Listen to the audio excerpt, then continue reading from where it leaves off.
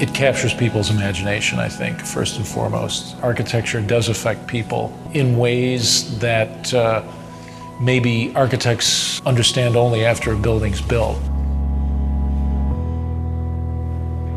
People perceive architecture as simply being an object or a vessel within which people are housed. And that's clearly not what our sense of architecture is. What the hell is an architect? What does an architect do? You know, what is the difference between an architect and a builder?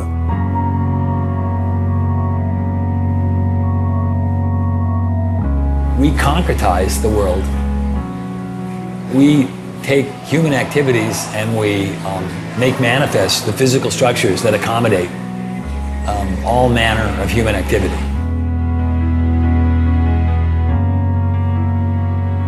The design studio is a place where individual action and individual creativity is measured very directly by the people around them. When students are doing their job, they're shifting the focus of how we're talking and thinking about architecture.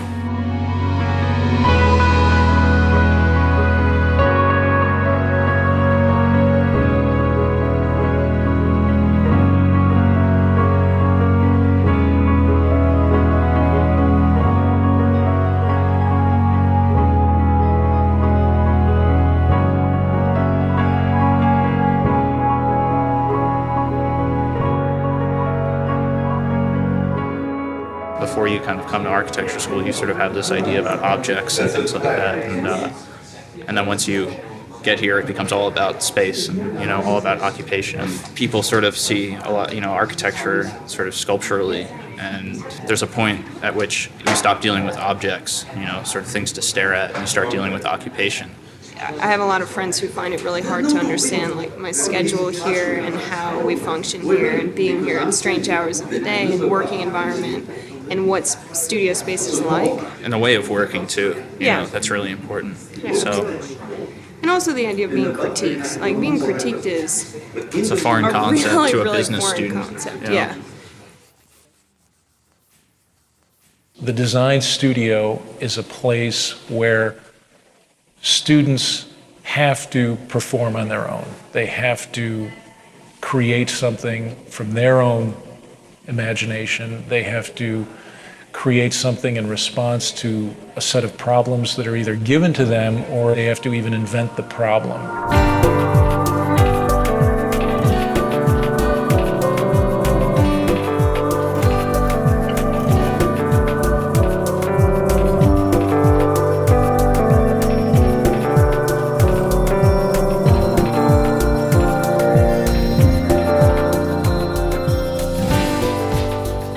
There's no other place that you can get this kind of culture. And we've been together for 5 years, the whole group, right? So we know everybody.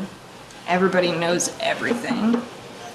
It's like a second home. It's like a second community of people who are all struggling with the same questions.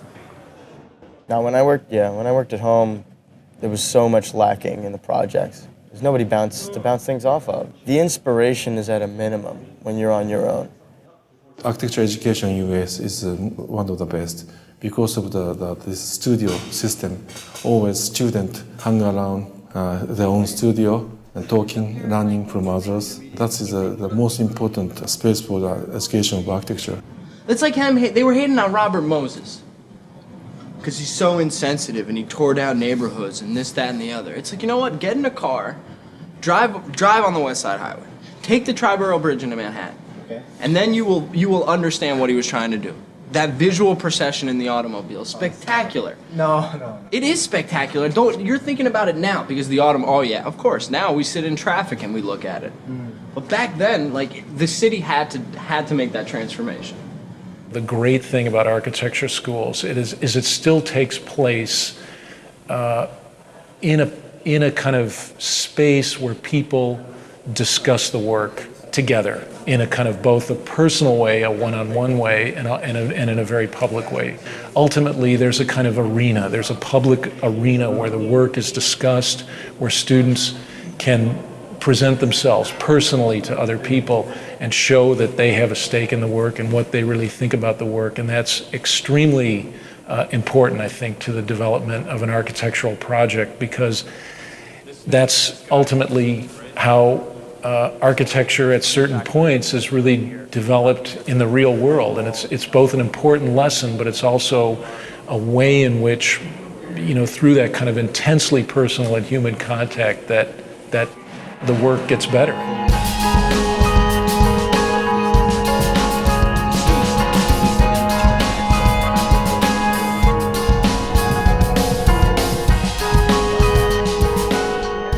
I think a lot of the culture of studio happens at the most random times, like the most random hours.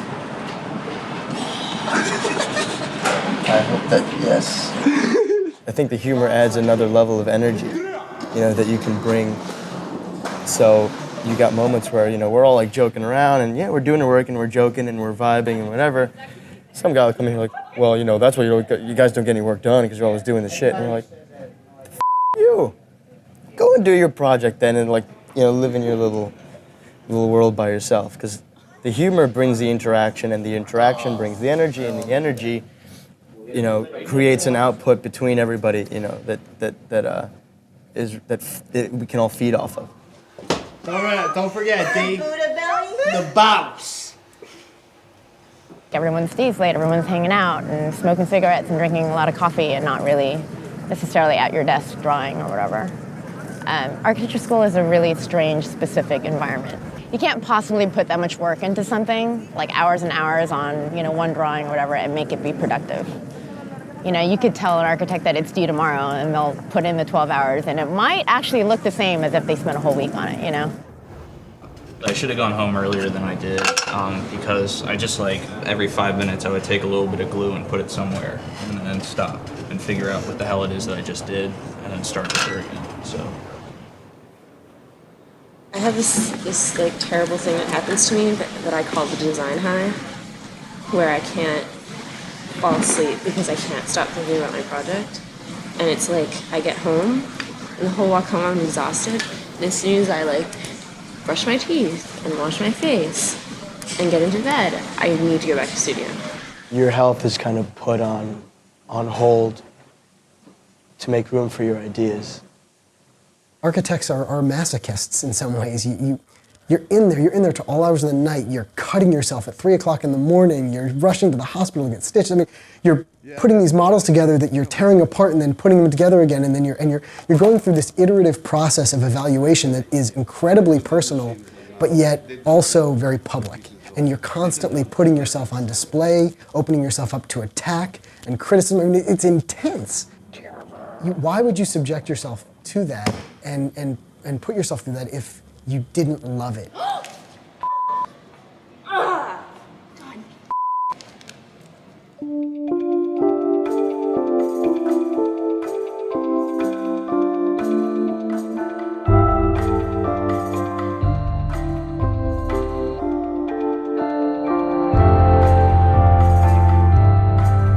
That's a conceptual mistake.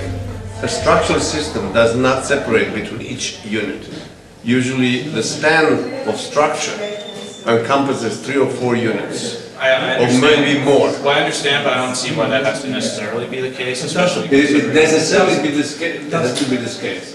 I understand that I don't have to, but I think it's important for the, you know, It's for wrong. the resolution.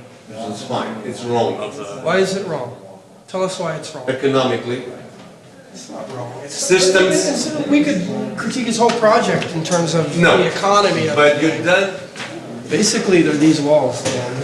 In terms of his diagram. Yeah, It's how those they have to like be this. every other third wall is structural. I mean, then that completely ruins the areas. In It does not ruin anything. It wasn't necessary to have that conversation. The point was made, and then that's it. I understood the point. They understood or I thought he understood my point. I thought that should be the end of it, and then there were more important things to talk about and other people that had to talk to them, you know, and still talking about it for 20 minutes. One thing that I always have an issue with is like students get so frustrated if they don't have a good critique. I think they misinterpret what a good critique is. I mean, by definition, it's a critique, it's a criticism. So if you go into a critique and all the critics, all they can do is blow hot air up your ass and tell you how great the project looks, well, that's still not, to me, that's not a good critique. They didn't criticize anything. To me, a good criticism is if you can inspire enough thought based on what they see and what they hear. If it inspires enough thought, then they will criticize. Not criticize in the sense of attacking. They're going to criticize because whatever you showed them inspired enough thought that they have their own opinion about the thing now. That's a criticism. I'm not gonna argue with you because I have a feeling it wouldn't be productive. We could go on all night. We could. I know that's not the point. You would stop and listen occasionally. We'd be able to find, some resting spot here where we're kind of talking about the same thing, and you allow us to help you. The other thing I think that is sometimes very negative is the idea that the student should be trained to do a sales pitch in this jury process. I mean, I think that really probably the student should at first be silent, and the jurors should really start to ask questions about the drawings and try to understand the project in a more Socratic way, rather than this sales pitch followed by criticism. If you're a smart architecture student, you're listening very closely because you're not only interested in how that work is coming out of you, but also how other people are seeing it.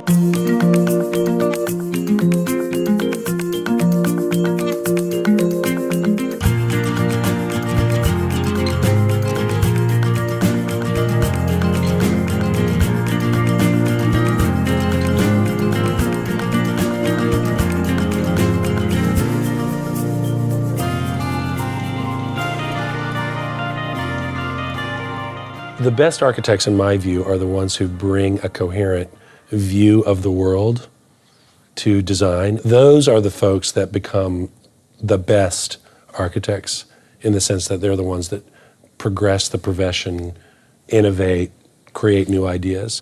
The most important thing about being an architect is learning how to think clearly. You have to be able to think clearly to practice architecture. There's a tendency to see people as singular. If you're artistic, you're not practical.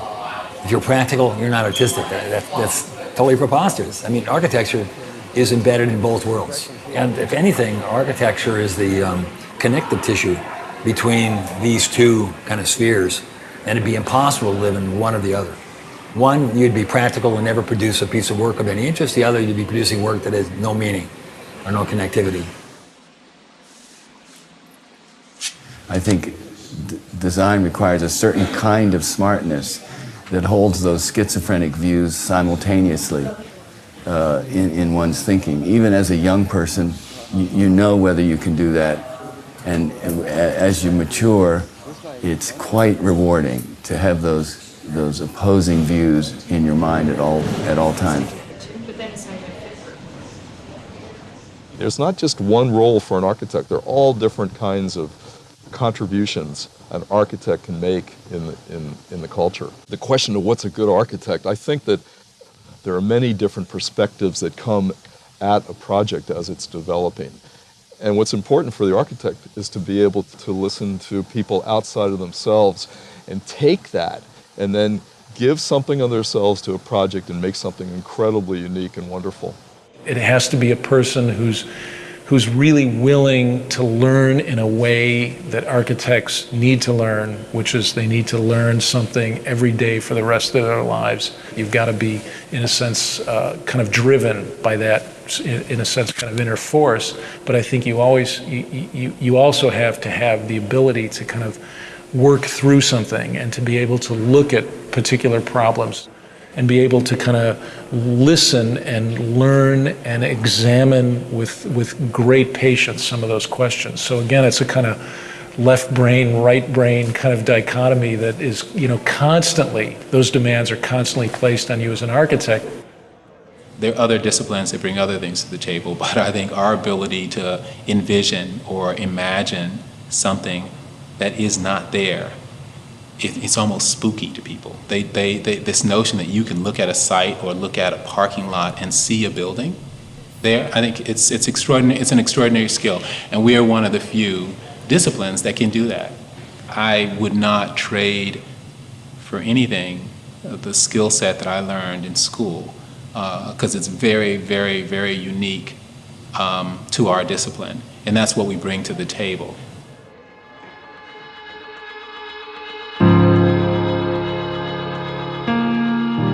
I don't believe schools of architecture, either historically or today, have particularly prepared young architects for the realities of architectural practice. Again, referring to this notion of a safe space where one can fail, where one can push the envelope in a sense. I think the academy always needs to be that. In a certain sense, you're a bit freer of the constraints of the real world. We need to understand that those constraints also have to be brought into the academy so students can begin dealing with them and dealing with them in an inventive and creative way.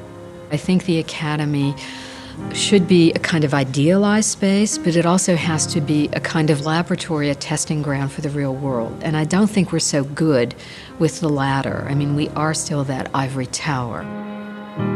Sometimes I think we lose a little bit of the reality of what our job is and what our profession is really about. I think people really forget the reality of what it's going to be like to be working as professionals. Architecture school is really unique because it's probably the only time that many of architecture students get to work on their own projects, because after that architecture is basically a service industry. I think that the profession is a lot different from the education in that you never work alone. It's hard to design an entire building by yourself. There's always other people that you have to network with or design with or consult. That collaboration is not usually present in school, which is a good thing and a bad thing, because during school you're trying to develop your own sort of way of working. You're very fast and you're always predicting what I'm going to say. Their education is not preparing them to become kind of architects in the full sense of the word architect, being both poets and practitioners. They are wonderful, they're talented, they're smart. The tragedy is that the students are not sufficiently prepared to be independent thinkers. They either function at the poetic level or they function at the pragmatic level. The two shall never meet. So we have to kind of help them put those two together. Do like a series of overlays where you'd start to see like if there's different spaces like this, how they would interact. The walls are they're retaining walls. They're retaining earth. They're retaining memories. It's like an earthwork, yeah. But like if you give me a word like that, we can respond to it. Right? Let me ask you this: why are they working just to put these things? They're making things. Yeah. Right, and they're making things because they want to create something of value, right? Mm-hmm. Why do they just want to put it in storage? Do I think I might not be an architect? Sure. The likelihood that I work in an office after I graduate is pretty high, though. I don't think that people have to be stuck there for like 3 years and then get their license and then they do their own stuff. I want to start doing my own stuff and work in an office. I look forward to seeing what's going to happen. I'm excited to see what my signature ends up being. I want to teach and I want to write and I want to work for a firm that will let me do all of these things. I want to get some experience in a larger firm to see how they work and see how they operate. Do that, and then hopefully the long-term goal is to, start my own practice. The remarkable thing to me is how optimistic students of architecture are, how they sustain that optimism. And again, it's almost a bit like an actor or actress, that they still cherish that belief that they're going to break out of the chorus line in some way, even though the reality, as it is on Broadway, is very, very different. In part, it could be how they very quickly imbibe this notion of the star architect and this belief that, against all odds, that they might be able to make it. Well, today I think a lot of people, when they think of architecture, they think of architects. They think of the handful of brand name architects that they might have heard of, which to me is rather limiting. People only know Frank Gehry, I mean, there's other architects out there that are doing better work, greater work, more important work than Gehry. The problem is that the way we teach architecture right now is we sort of train everybody to do that exact same thing. The whole sort of pedagogical model right now is around creating the next generation of star architects. That's actually a flawed model. For many years, everyone wanted to be like Frank Gehry. They wanted to create great sculptures in the landscape. Whether those sculptures worked or not was largely irrelevant. The ability to use aerospace engineering to come up with forms that hadn't been built before was considered to be a primary task of someone coming out of school. That's over. That's over.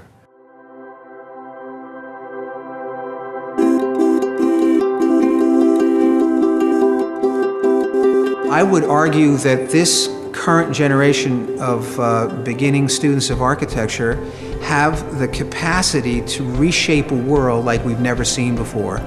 And they need to have access to as much technology and as much discourse, meaningful discourse surrounding these techniques and these tools so that they're fully prepared to go out into the world in the future to do something positive and productive. Students are coming out, they're working with individuals around the world who need shelter and who need ways of living that are affordable and supportable and sustainable. The students themselves have been pushing to force faculty to think differently about the way faculty see the environment, use the environment, and create objects that serve not just the aesthetic interests of the architect. It's fundamentally an optimistic profession. You don't go into architecture if you're a pessimist, if you don't actually believe that the world can get better. So I think you've got a bunch of optimists that go into this design profession who actually believe that their buildings are going to make the difference in somebody's life. I think that the built environment is something that people have such an appreciation for. If you don't care about this, then like, what do you care about? It's about understanding human behavior, human desire, human want. Architecture is what you experience in your daily life on the street, the space of the street, how you navigate the street, how you relate to the buildings around you. People tend to think architecture is done for and by other people. But it's also done by you if you decide to maybe put a new window in your house or change the traffic flow in your house or your office. At architecture school, you got the freedom to, you don't like something, do something about it. That's what they told you for 5 years. Do something about it. Doesn't matter what, just do something about it. The school is kind of about a way of thinking, and what you're going to do in architecture school is not what you think it's going to be, you know? That you're not going to go in there and be designing colonial homes and things like that. We don't just need shelter, we need atmosphere, and we need to be inspired. I think one of the most important things you can take from this school is not to lose your ambition. It's not just, 4 walls and a roof. There's more into it. There's like a life to it that I think we get here, and we should really take with us everywhere you go. You're gonna come to architecture school. I hope you understand the creative process. I hope you understand the transformation that your mind and body and psyche is gonna go through. Because there is nothing absolute about this.